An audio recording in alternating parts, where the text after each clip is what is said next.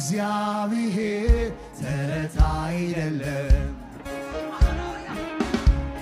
እግዚአብሔር ተረት አይደለም ምናመልከው ተረት አይደለም ጌታ ኢየሱስ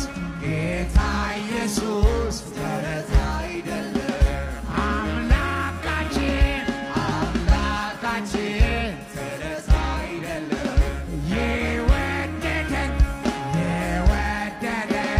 ተረት አይደለም አዳኛችን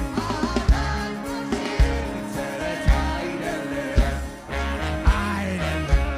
ያለፈ ታሪክ ሊወሳ